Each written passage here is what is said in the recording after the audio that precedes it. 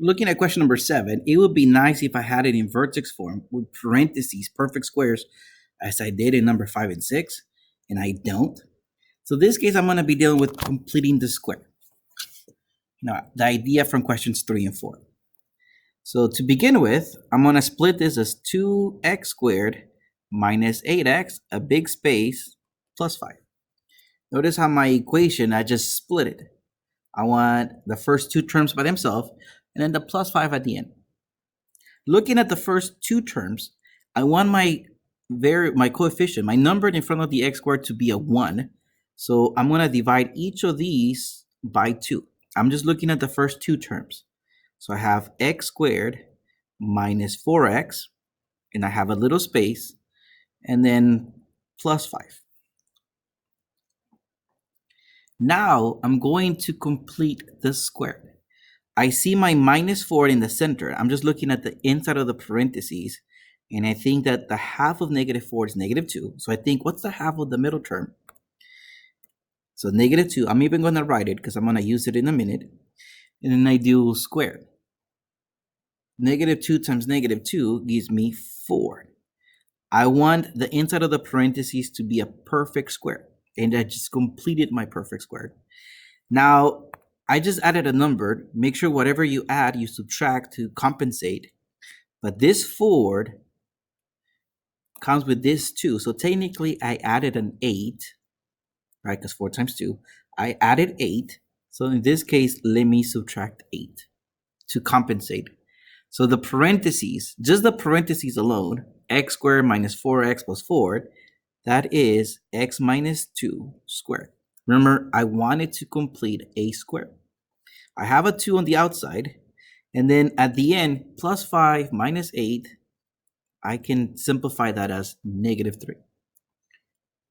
So now I have my vertex. I see my vertex from here, it is 2, negative 3. That gives me my vertex. I have the x value of 2, so I'm just going to choose one above. I'm going to say, well, what if x equals 3? One below, what if x equals 1? Looking at the equation that I'm working on now, looking at this equation, if x equals 3, I have 2 times 1 squared minus 3. Basically, I have 2 times 1 minus 3. My y value in this case is negative 1. And my y value in this other point is going to be negative 1 as well. So I get the points 3, negative 1, 1, negative 1. And I'm going to say my graph, I'm going to choose this color. It's fine if it looks like that. All right, let's take a look at question number 8. I'm going to rewrite this as negative 2x minus 16x and then minus 35. The first two terms, let me simplify by dividing each by negative 2.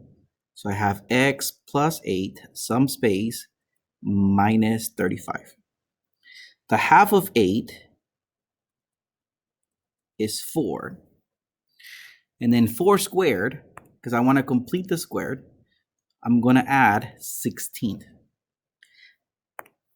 But here, I added a negative 32, right? 16 times negative 2, that's a negative 32. To compensate, let me add a positive 32. So I have x plus 4 all squared minus 3. My vertex I can see is negative 4, negative 3. My other points, I'm going to choose negative 3 and negative 5 for my y values. So I think, all right, looking at the equation, negative 2 times 1 squared minus 3. Negative 2 times 1 minus 3 gives me negative 5 for each. So my vertex is negative 4, negative 3. I have two other points, and then I graph these.